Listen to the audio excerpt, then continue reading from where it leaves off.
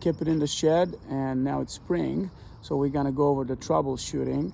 And the first thing we'll try is the battery.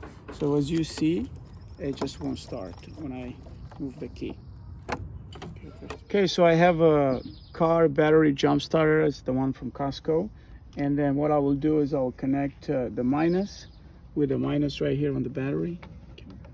And then the plus, I'll connect it over here with the plus on the battery.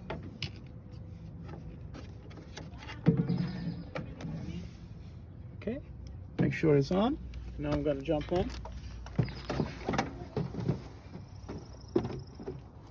Pressing the clutch.